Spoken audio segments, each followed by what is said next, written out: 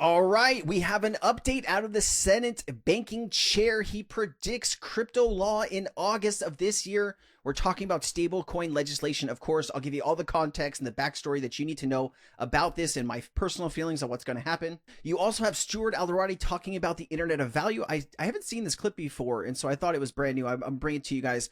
Jay Claver is going to tell us why he believes banks are going to use XRP, and of course, I'm going to give you some context. I also was somebody brought up to me in a live chat yesterday that Jake Claver said something about a 4-digit XRP in 2025. I actually asked Jake about this, and you won't believe the answer. I'm going to talk to you about that too. Also, the CEO of T-Curium, this was the first XRP ETF that was pushed through in the United States. It actually went live this last week. I think on Tuesday it went live, and it was the biggest and best ETF launch that this company has ever had. We're going to discuss that. I want to talk to you about, XRP Sleeping Giant. I have a clip from Brad Garlinghouse, minute 13. Stuart Alder, another clip from him. Crypto Erie put some information out, and I got a few other things towards the end of the video. So let's listen. Biden administration and the Gensler at the SEC, they just didn't like crypto. What I've said very often is simply this: we must innovate before we regulate. That means allowing innovation to happen here at home in the digital asset space is critical to American economic dominance across the globe. The good news is President Trump is leading the way to a crypto revolution, starting here at the Banking Committee. And that's why we've moved very quickly the Genius Act, focusing on the crypto world. That's how you get things done. It's passed through my committee in a bipartisan fashion. Next, market structure on its way to be heard in the committee, marked up, and I believe passed into law by August. By August. It's a crypto revolution. When he said that, I thought it was kind of funny. A few things here. They have to figure out which stablecoin bill is actually going to make its way through Congress, right? Because there's the Stable Act in the House, and then there is the Genius Act in the Senate. And those are, complete different bodies of people. The Senate is made up of 100 individuals. I believe the House is 435. If I don't have the exact number right there, school was a long time ago. So they have to come to an understanding of which bill is going to actually make its way through all of this, get voted on, and put on the president's desk. Now, he said August. The Congress takes a recess right around that time. I think it's like late August or sometime in August. And if they don't get it passed by then, it will be kind of in the agenda for the winter, right? So, October, November, December, you might see something happen in that timeline. Now, we need stablecoin regulation. That's always first. And then comes digital asset regulation, okay? Both of these things need to happen this year in 2025 if we want any really real shot at just screaming markets in 2026. The 4-year cycle does tell us that the market should be coming to an end sometime towards the end of 2025, maybe into 2026, maybe. But there's a lot of factors that could extend that. And I've actually seen people, even like Alex Becker, think that the market will continue into 2026 pretty solid. So time will tell. Let's go ahead and play this next clip, the Internet of Value. Let's go see what Riz XRP is posting. What Ripple has done, both with our proprietary software and with the XRP ledger, which is a blockchain, using this digital asset XRP, which is crypto asset like Bitcoin or like Ethereum, we can move the value real time. And the founding mission, the initial brilliant engineers who put all of this together, their vision was the Internet of Things. Just like you can move just like I can send an email now across the world, and I don't know what server the recipient was on, and the recipient doesn't know what server. You know what I'm going to do, guys? This kind of a mumbled clip. I'm going to leave this clip down in the description if you want to listen to the rest of it. A few things here. Stuart Alderati doesn't have to fight the SEC anymore, so I guess he's on like he's at a law school here. If you take a look here, giving a talk on the Internet of Value. Anyways, let's keep it going here. Some of the thoughts on why banks will use XRP. I think that there's too many imminent global catalysts that are going to cause supply shocks and the need for instant settlement on the back end of the stock market and other markets. And you got to have an asset that's able to facilitate that. Really not anything else out there that's been vetted, tested, integrated, all the other components. There are other networks that are better than the XRPL. I'll say that. Holochain has a higher throughput. Hedera has a higher throughput and security. There are some assets out there. However, my challenge to that would be How long have they been around? Hedera has been around since 2018. That's when their ICO was. I don't know when Holochains was. There's many other assets. The deal is these banks have been trialing XRP for more than a decade. And that's how long it takes them to get comfortable with something. They need to know, True. for sure know, that there's not going to be any problems, that this is going to be the backbone and the infrastructure of the financial system. Like, it can't go down. It can't be like Solana. There have been times in the past 6 months where the XRPL has paused. That is a safety feature. I've looked into that. Some people were like, "Oh, this is broken." It's Solana, right? Somebody said it's Solana. Actually, when the XRP ledger pauses, it's something's going on with the ledger, and it pauses out of safety. So interesting clip. Hold on, let me finish this. And I got to go back to something he said. For 5-10 minutes, okay, but it didn't go down. I would rather something pause, make sure everything's good, and then work itself out rather than collapse on itself and shut off and have to restart and do all the stuff on the back end, right? All that to say, the most trialed, tested network, period, hands down, that's not ever had any issues is the XRPL. And that's the one reason that I think banks will end up inevitably going with that blockchain over the other ones. All right, just to give you some context here, I was live streaming yesterday, and somebody asked me if I believed that what Jay Claver said about XRP reaching 4 digits in 2025. And so this is a very difficult thing to talk about, because personally I don't see XRP reaching 4 digits in 2025. I do see the wall of adoption, and what Jake was saying here, that banks have to get comfortable. I mean, he is right on so much of the stuff here. And listen, I would love to be just completely wrong and completely shocked about a 4-digit XRP in 2025. I just think we don't have all of the puzzles in place just yet. I mean, US is still lacking on stablecoin regulation and crypto regulation. Yes, you do have it in other parts of the world, but banks are still trying to figure out crypto custody and how to use crypto in their infrastructure. I think the Hidden Road acquisition that Ripple made last week, very, very big, very helpful. 300 institutions connected into that, $10 billion a day in transactions, up to 50 million transactions in a day. Most of that will be done on the XRP ledger using XRP as the gas token. As far as the value, though, they're going to use RLUSD for that. Still, if the value winds up on the XRP ledger one way or another, I don't care. I think RLUSD is a great choice for these institutions, and it'll be interesting to see what else Ripple adds. And I would love to see a $1,000 XRP in 2025. I just don't know if that in fact is going to happen. If you want me to dive a little deeper down on this exact topic and bring up Jake's video, I can do that for you guys. Just let me know down in the comments. If I get enough comments saying, Sensei, bring it up, let's talk about it and have an open conversation, I'll be happy to do that with you guys, okay? But listen, I respect Jake, and he is putting himself out there with this, and you know what? I hope he's right. I hope he's right. I just don't feel as passionate about a 4-digit XRP in the next like six months. I would love it if I was wrong, though. Let me tell you, holy shit. All right, focus. CEO, I like XRP. It will be used as a tool in the future to move money. Sweet. Okay, so this is the CEO on the right, some random dude on the left, and he's asking them about his belief and his passion, and here it is. And so I like crypto. We didn't really do much with Ether. I happen to really be an XRP fan. I think that it has a good use case. I think it's very legitimate. I think that they're smart people, and I like the asset. And so when we realized crypto, there was going to be a more, let's say, friendly atmosphere toward crypto by the new SEC. We got to work, filed as soon as the new SEC came, as soon as the old SEC was out of power, let's put it that way.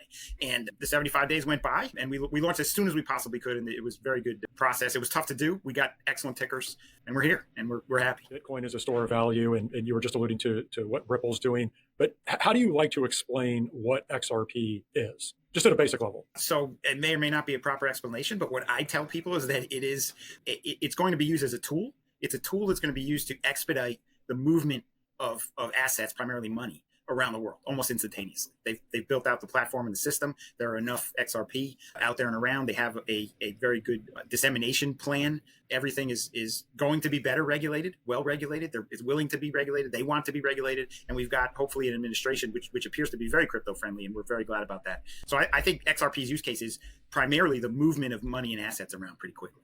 Listen, hey, that's a good explanation. Good enough. I would have added a few things there, like token. He's talking about tokenization, custody, stablecoins, CBDCs. I haven't heard too many people bring up the C word recently. I just think that you are facing a lot of pressure from opposition in the government, and any company associated with CBDCs right now is going to be looked at like it's going to be looked down on, and I think that's why Ripple hid all of their CBDC stuff on their website.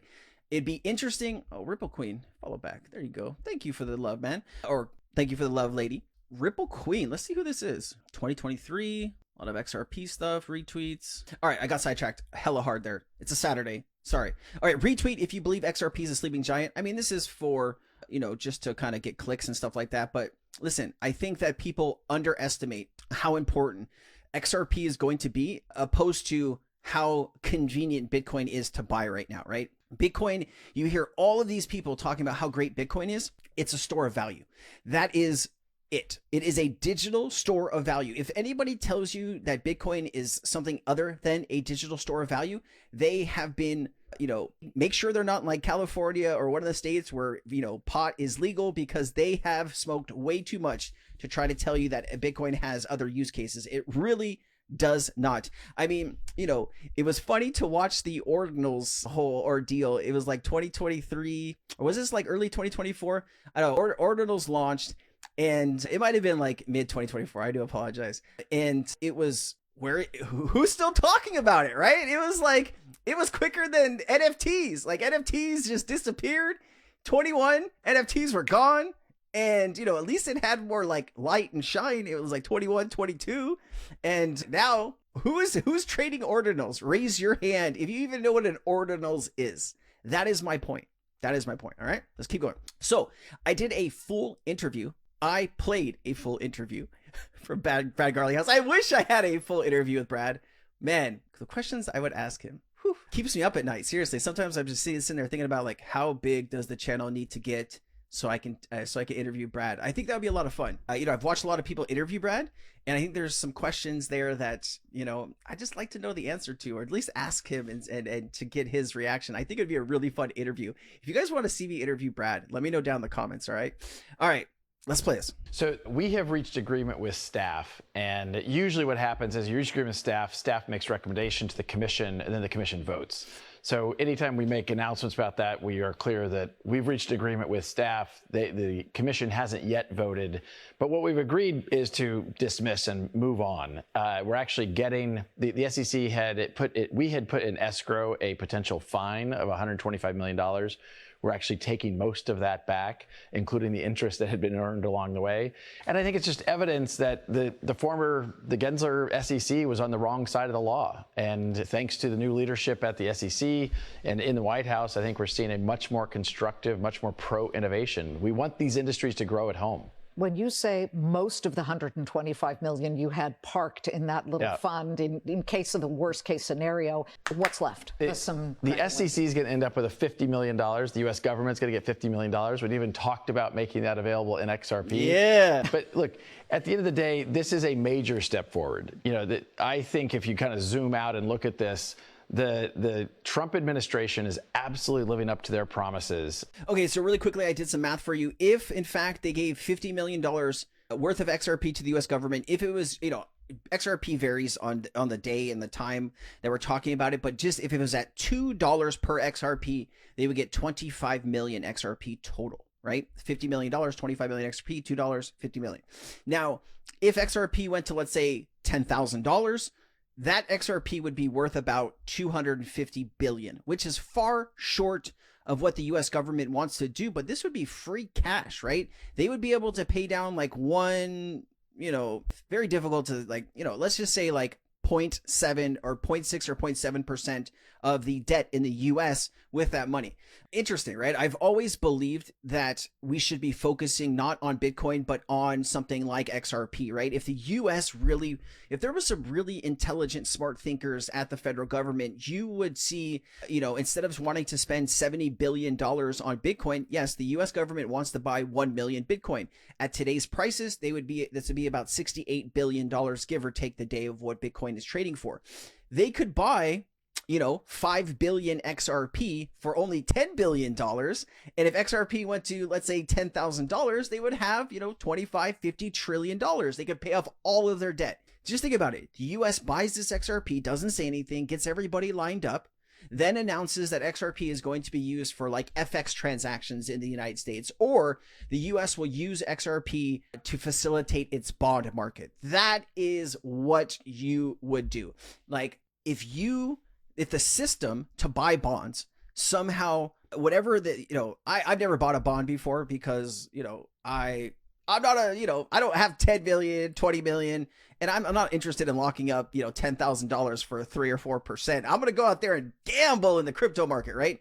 And so, if the US were able to create the bond market and bring, $28.6 trillion onto the XRP ledger in real value, imagine what that would do to the price, right? Is $10,000, at a minimum, you'd be looking at a low 5-digit for XRP. If the United States came out and did those few things and said those few things, every country would be running to just stack XRP. I can't even say it. My tongue doesn't roll. You would have immediate buying pressure from all over the world on XRP, and you wouldn't have enough. You couldn't feel the demand, is what I'm trying to get at. Banks, central banks, people all FOMOing for XRP at the same time. If you don't think XRP could get to $10,000 like that, I don't know what to tell you. You haven't done enough research. You haven't watched my channel enough. All right, here is a clip from the kind, Stuart Alderati. So while we were fighting the SEC in the US, what we did was we had a brief conversation as to whether or not we needed to shutter the company and just distribute whatever assets we had to the shareholders. And it was a very real conversation that we had in January of 2021. We said, you know what, let's go outside the US and let's continue to build our company. And that's what we did for the 4 years that we were fighting the SEC. We built our company up in Singapore, in London, in Dubai, in Brazil, in Europe. When the SEC sued us, we had 400 employees. Sitting here today, we have 900. Most all of those were hired outside of the U.S. We're now, 96% of our customers were signed outside of the U.S. So the opportunity now to make the U.S. the crypto capital of the world is to bring those jobs, bring those tax dollars, bring those opportunities back on shore. Back on shore. All right, then. Crypto Eerie put this out. Listen, people ask me like, whose channel do I really like? Other than myself, right? I think when I was coming up in the XRP space, my favorite channel was Crypto Eerie's channel. That Brad Kimes. I really like Digital Perspectives and Brad Kimes. I think both very intelligent, well-rounded, kind, compassionate. Just I really, really like those people. So there you go. Those are my 2 recommendations for you. Here is something that she put out. RLUSD loan. Introducing RLUSD Financial. All right, so pay here. So it looks like you can loans with RLUSD, earn RLUSD, cross-border remittances, real-world assets, on and off ramps, all coming soon. Huge news. And let's go ahead and, you know what? Let's play this first, because this is an older clip that some of you have seen and some of you have not seen it. So I'm going to play it very dead last. Okay. I wish we could get over promoting the CFT token. You know what? Let's see what these people are promoting. CFT token. CTF token? Hold on. Mexi Exchange. CTF. Let's see what the hell they're promoting. XRP Ledger. It's got to be it. 36 million? Okay, not terrible. Liquidity. Look at this. Volume. $4.4 thousand. So help me better understand this. You have a $36 million market cap token and you have $4,000 in daily liquidity. Sure. Anybody believe that? Anybody believe this is a real project? You know what? Let's take it a step further. Let's see if we can actually find. I just see this everywhere. And these people asked me to promote their garbage too, and I just wouldn't. May 27th, January 23rd. Nobody on Twitter is talking about this token, right? Recently. Look at this. 24, September 1st. But they bought out all of these Twitter XRP influencers. Look at all of them. Jesus. Is there another CTF token? CTF. Well, you know what? She put a thing here. Let's see. 62 cents. Is that the same token? 31 cents. Definitely not the same token. I don't know. Like, why can't you find the right token here? It's like CTF. Why don't you post the actual deck screener for the token? 28,000 liquidity. Polygon? 8,000 liquidity. I mean, like this might be it. I think this is it, actually. Crypto trading fund. I don't know. I'm not touching that with a 10-foot pole. You couldn't pay me. You couldn't pay me to invest in this. All right. 5 major cryptocurrencies that will be the pillars of all the crypto. XP was what, XP. So you have prophetic words that are given by prophetic people that see in the spirit, but you never know the timing because there's depth perception to prophetic. There'll be 5. There's 3 that are very strong, and there's 1 that's the strongest. So I saw 1 in the middle, 2 on the side of them, and then it goes 2 more over like this. And then they were standing each one like a pillar, like one of those Greek columns, Roman columns that looked like a solid, like a granite, like a rock column. And there were support systems on the columns. The Holy Spirit showed me support systems on these columns. It sounds like, we might have God on our side. I love that. I'll take it. All right, listen, guys, the video's 23 minutes. I went a little longer. I do apologize. It's a Saturday. I'm just vibing here. I'm going to put this clip in the description. It's an older clip. A lot of people have seen it. I'll leave it in the description. If you enjoyed the video, please like it. Please share it. I probably don't think a lot of people watch this one, though. I got a little sidetracked. All good, though.